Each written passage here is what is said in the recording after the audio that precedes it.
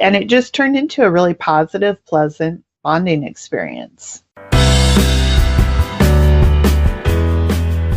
You are listening to the Alzheimer's Podcast with Mike Good of Togetherness, your number one resource for practical tips and insights, empowering you and your family to live well with Alzheimer's.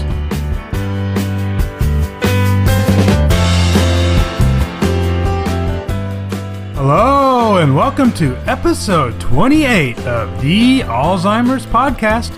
I'm Mike Good of Togetherness, and thank you for joining me for another podcast where my goal is always to empower you to maintain a positive experience, reduce and eliminate the need for medications, and make your time together with those you care for the best it can be. Today, Christy Turner, the Dementia Sherpa, and myself will be discussing how to use the technique of addition before subtraction to help you make your interactions with others more successful. By using addition before subtraction, you can avoid potential confrontation and negative outcomes and turn these situations into enriching times together. In case you're new, Christy Turner, the Dementia Sherpa, is a regular guest on the Alzheimer's Podcast. She is a Certified Dementia Practitioner, Certified Dementia Care Unit Manager, and Cognitive Stimulation Instructor. She has run award-winning memory care communities in assisted living and skilled nursing levels of care. Using her 16 years of experience in working with over 1,100 people living with dementia and their families, she's developed a system that helps families move from crisis management to confidence. Hello, Christy. It's great to have you here for another episode of Navigating Rough Terrain with the Dementia Sherpa.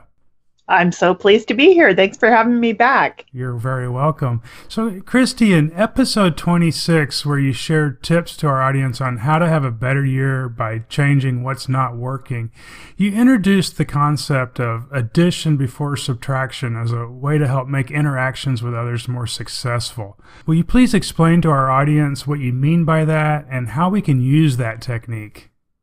Absolutely. So it's one of those things that I heard fairly early on, I think, in my career. And it's, to me, amazing that it's not more widely used. I think it's just one of those solid core principles of great dementia care, and that is using addition before subtraction.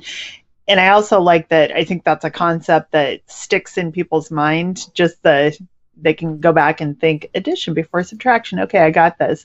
But what it means is essentially, I want to give you something before taking something away. So I'm going to add something to the situation or our interaction before trying to take something away. And if we think about how a person living with dementia, how their brain works and what's happening for them, it starts to intuitively make much more sense, right? And this is one of those things that I've talked about before where I usually say, if you're brand new to this, probably don't use your intuition in a lot of situations because you'll do something you wish you hadn't done, because usually we're using reason and logic because it's worked for us for so many years, for our whole lives, until we get into a situation where we love someone who's living with dementia and reason and logic isn't working for them anymore, because that's one of the first areas of their brain that's affected by dementia. Okay. So it makes sense that we would stop doing that. But getting back to addition before subtraction, here's a story that I think just kind of encapsulates it really well. So years ago when I was a memory director, I had this resident that was just fantastic, loved her to pieces. And she was a really talented pickpocket. But she had been a nurse during her career. And so she liked to go around with the staff and do rounds with them or just kind of follow them around because she felt like that was really where she belonged. And she was also at a part in the process where she liked shiny, jingly noisemakers and rhyming and things like that. So she was in the kind of later middle part of the process. And so she grabbed my keys right out of my pocket. Right. Oops. And there was only one way out of our memory care neighborhood, which was using a key to get out the door. So, and she wasn't necessarily putting those pieces together. She just liked them because they were jingly and, it was something to do. So I knew enough to obviously not try to grab the keys from her, but I knew that she loved coffee.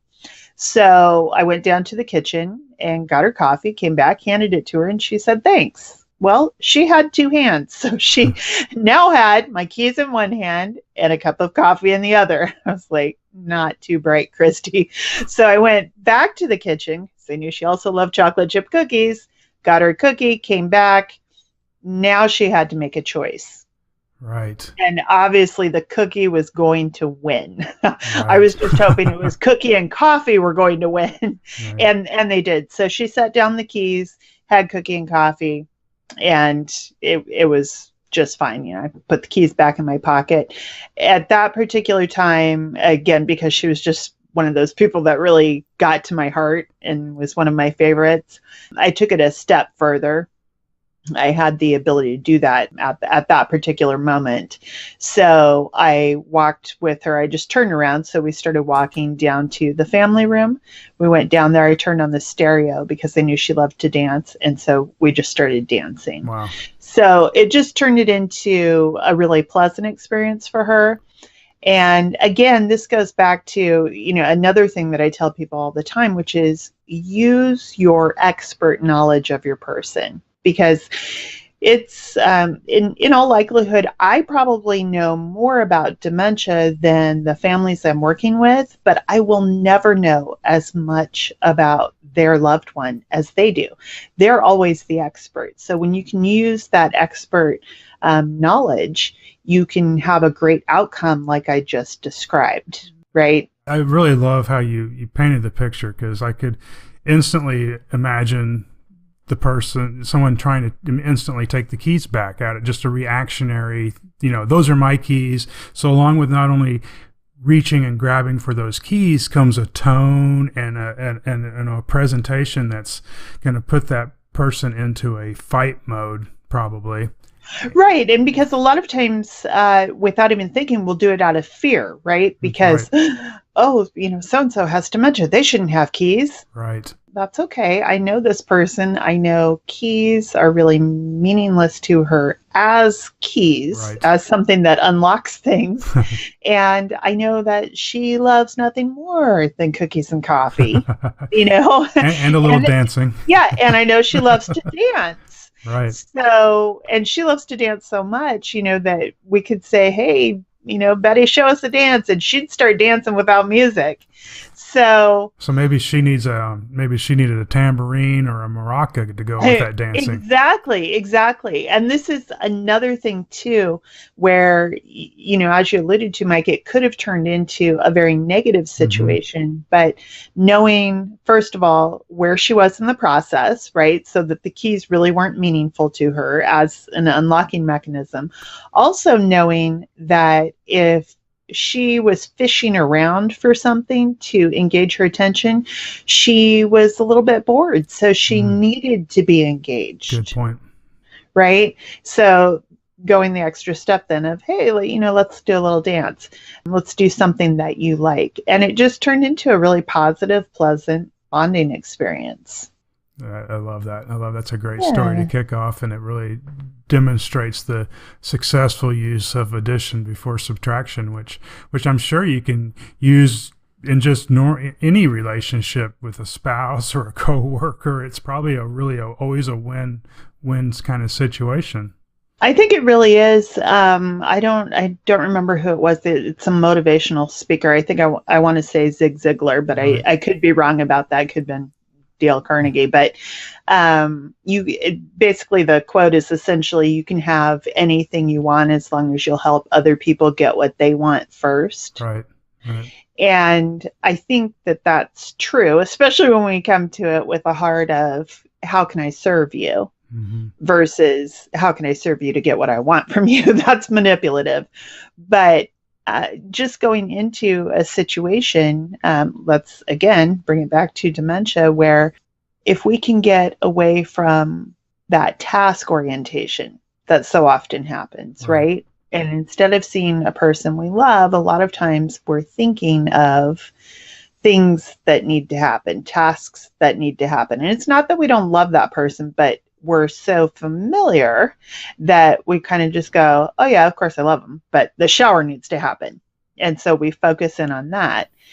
And again, this is where we can use addition before subtraction, is helping get away from that task orientation. So for example, with showering, instead of focusing on the shower needs to happen, well, what can I do for you first that is going to make it more likely that a shower is going to be appealing? Oh, okay. So one of the things I can do before taking off clothes is I can make sure that the bathroom is warm, because I know that people living with dementia have a busted internal thermostat, right? So they're always colder, even if I'm hot, and that doesn't matter because it's not about me. It's about my person, right?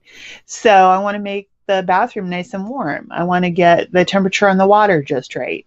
I want to have a fluffy towel. I want to have soap that smells delightful. I want to have everything set up and ready. So I want to add the things to the environment that are going to make it a very pleasant experience. And if you're a person with dementia and you tell me, I want to eat, I don't want to take a shower, I want to eat. Well, no problem. I'm going to get you something to eat first. That's really easy. Right? Because again, what do I care? And I personally don't. And I also have to say, to be, perfectly honest and completely fair, I've had so many thousands upon thousands of opportunities to perfect and refine and to figure out what works and what doesn't work. And, as both as a professional and as a granddaughter. And for, I think, most families, usually they're going through this for the first time, maybe the second time. Maybe this is the second time in their family that it's happened. They just have not had the advantage of that many chances to practice, right? And to refine. And one thing I always say about dementia is it gives you so many opportunities to practice, your approach and what works and what doesn't. But I also know that people typically don't have time to mess around with trial and error. Usually they just want to know, from me, just tell me what works. I'll do that, because, if they need to know me, what they've been doing usually hasn't been working that well up to that point, right? True. But sometimes we get that tunnel vision of really thinking, the shower has to happen, like nothing else can happen. No, a meal is a really reasonable request. Maybe a walk around the block, whatever it is. If we can reasonably accommodate someone, and to me, reasonable accommodation is as long as nobody gets injured in this venture, I'm all for it, right? Sure. It's totally fine. Let's just roll with it and take it from there. So that's another way that we can do it. And that leads me to what I think is oftentimes overlooked, which is it's perfectly okay to hang out with your person just for the sake of hanging out, right? Sure. Well, it's okay to have fun. And a lot of times we can really focus in on, they have a diagnosis of dementia. This is awful. Right. And it's true. They do have a diagnosis of dementia. This is not something that we want them to have. Those things are both true. And it's also true that this is a person we love. This is a person we have a relationship with. And today we're alive and we're together. So let's have fun. Let's build positive energy. Let's build positive memories for ourselves. Let's build, rapport. Let's strengthen the bond. Right. I feel that there's no doubt that the desire and the have fun doesn't go away. I don't know that I've met a person, whether they have dementia or not, that once you find that thing that sparks their interest and gets them engaged, that they still want to have fun too. So whether it's knocking a balloon around the class or making fart noises with the balloon, as one gentleman used to do. I had when I was a volunteer at the Adult Day Center, one gentleman, the little boyish side of him would come out, and he would tease the girls by making some fart noises. And it was all kept within reason. He was really cool about it, but everyone had fun and joked and laughed. So. Right. And that's another important thing to take into consideration is, where is my person in this process? Because we know that people move backwards through time, right? And so those more recent memories go away, and the longer term memories are more readily accessible, and people will often think that they are younger than they are. Right. They'll see themselves as in their maybe early 40s or 30s, 20s. And so, fart jokes is a perfect example. Here's a 13-year-old boy, and that's going to be endlessly hilarious to him, right? Mm-hmm. And we all have our inner, I'm 48 right now, but I definitely have my inner 4-year-old, and I always give her credit for telling me, you're done for the day, right? I'm done. I'm not having it. I need, whatever it is. So that doesn't go away for people living with dementia either. But I think just adding that just spending time, building and strengthening a bond and having fun, that's another great use of addition before subtraction, putting, kind of building that bank of good, positive feelings before you need to make a withdrawal to do something like a shower, Sure. right? Well, and as you mentioned, if you know your person and you share the history and the personality traits of your loved one with other care staff, then they're able to continue trying to find that thing that sparks the interest, right? Because without that, they're really left shooting in the dark, if you will. But that gives everyone a jump start to find the way to spend time together better and find things that put a smile on their face. I agree. And I think one thing that sometimes can be overlooked is, the care team in a memory care community, they want to have a good day too. Right. Yes, it's their job, but any of us who work, we really, really like it when we have a great day at work. Absolutely. And so that's, in whatever environment it may be. And as family members, I think sometimes we can get caught in, we're pissed off about one thing or another regarding the care, and I've seen it manifested as, I can't believe my mom's wearing her roommate's sweater again, to something like that, to other things of a more serious nature. And so sometimes it's difficult for us to remember to put some positive focus and energy and attention toward ways that we can help the staff be successful. Because when they're successful and they're having a great day, it's pretty much guaranteed so is our loved one, right? So true. Yeah, energy is contagious. Absolutely. So. Do you have other tips for the, helping build that relationship with the care staff that could involve addition before subtraction? Well, I think it's just using that same principle, right? So, for example, we could walk into the community and say, I can't believe my mom is wearing her roommate's sweater again. Don't you people ever pay attention? Right. That's one way. A different way could be, mom looks really nice today and she looks pretty happy. So can you tell me about her day? Yeah, I noticed that she's wearing her roommate's sweater again. Is that causing any problems, or do they both seem to be okay with that? Or, is the other family okay? Maybe I should talk to them and find out where I can buy that sweater for her.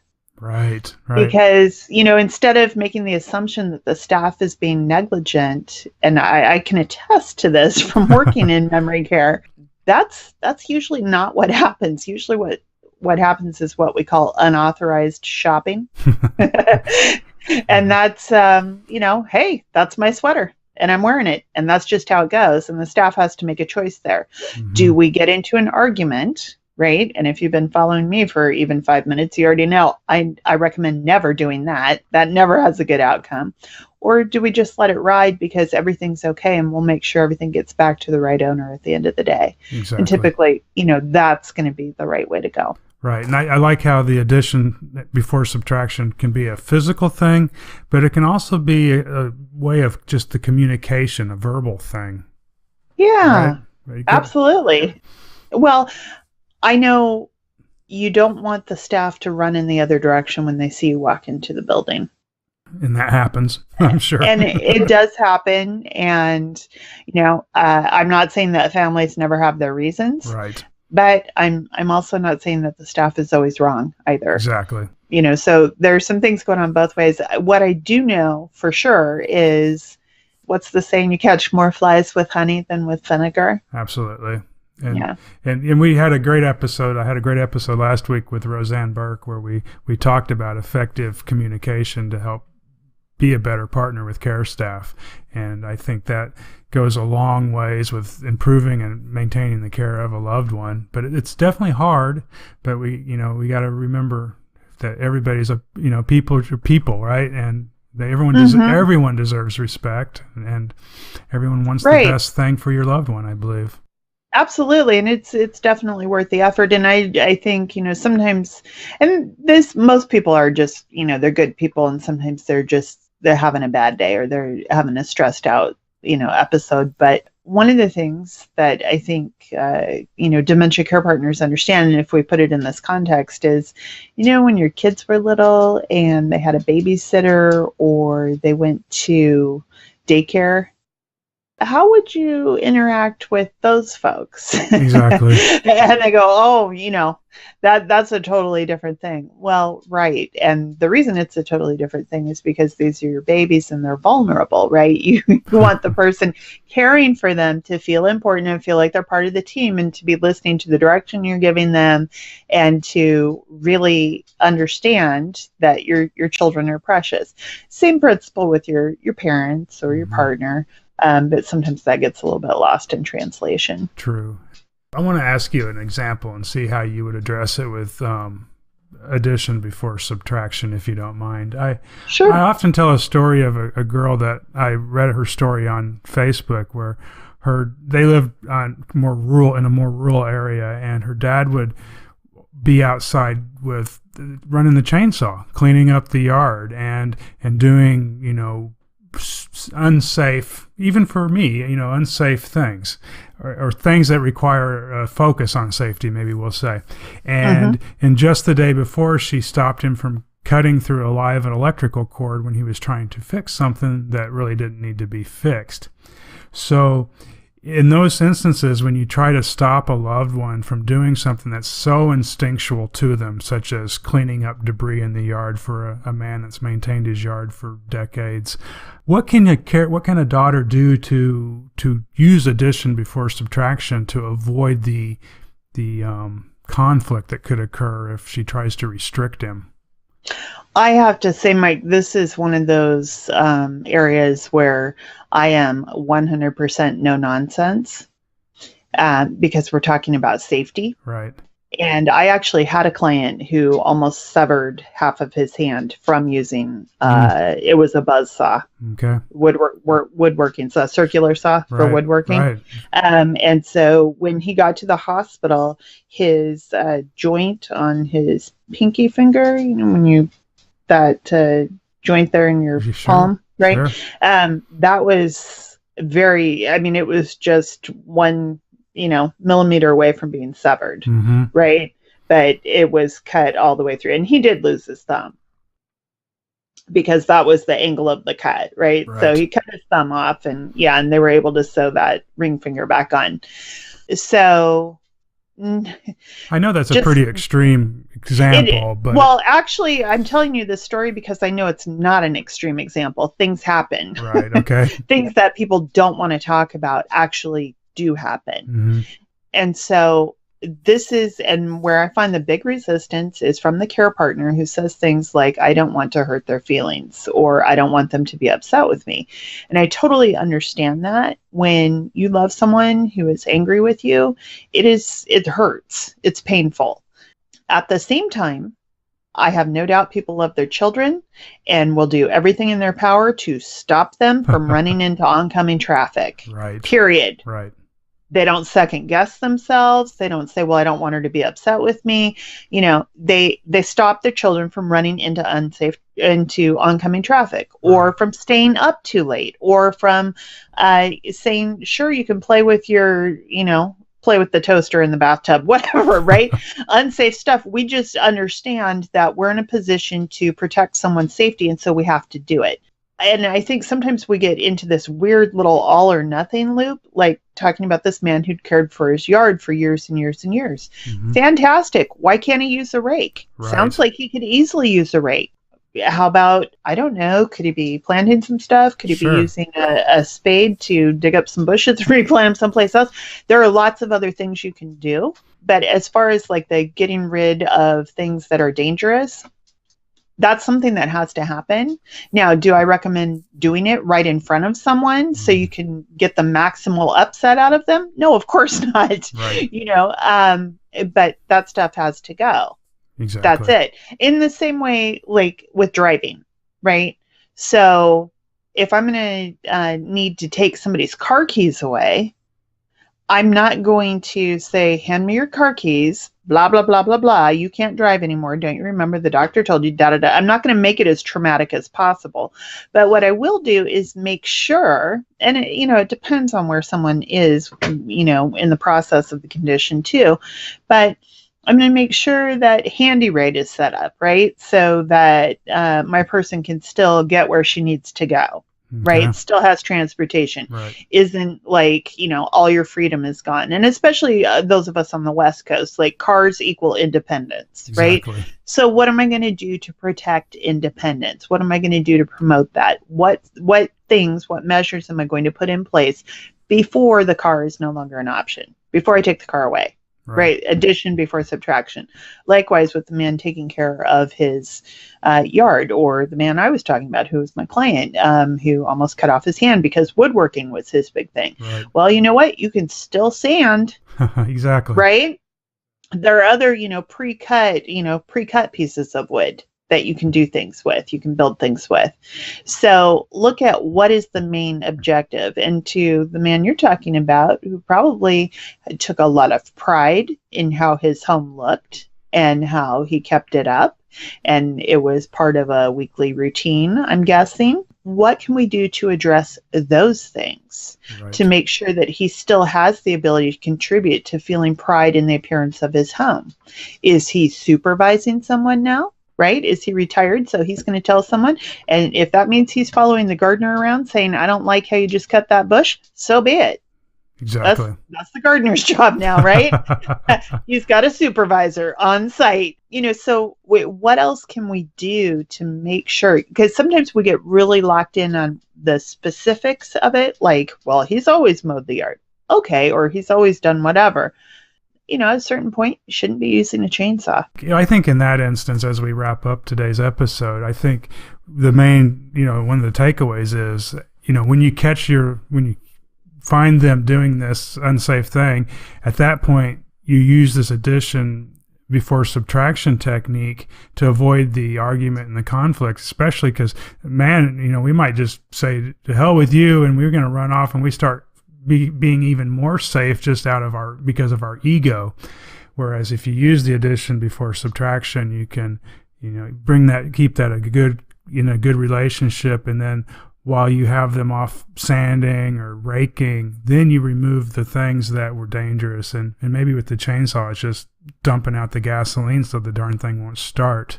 Yeah. With the circular saw, you're going to have to break it some other way, or hide it. But if you hide it, then he's going to be looking for it, right? So well, no, he was in rehab because this was his dominant hand, actually, and we still don't know why he was using the circular saw with his non-dominant hand. But it was his dominant hand he almost cut off, so he had to have occupational therapy. He had to have surgery. So yeah, the saws were removed while he was in rehab, but that's just another piece of there are consequences to a lot of these things. So if we can be proactive, and using addition before subtraction is a great way to be proactive. Well, Christy, I want to thank you, for a great episode of navigating rough terrain with the Dementia Sherpa here on the Alzheimer's podcast. And I learned a lot, and I hope you, the listener, can take away what you learned and use the technique of addition before subtraction to help make your interactions with those you care for better. But this does conclude our conversation on addition before subtraction with Christy Turner, the Dementia Sherpa. Be sure to visit Christy's website at dementiasherpa.com. You'll find a link to that as well as all referenced resources in the show notes at togetherinthis.com/episode 28. And don't forget to subscribe to this podcast so you don't miss an episode. Thank you, and bye-bye. Bye, everyone. Thanks so much for listening. You've been listening to the Alzheimer's Podcast with Mike Good of Togetherness. For more information and to get the resources mentioned in this episode, visit togetherinthis.com/podcast.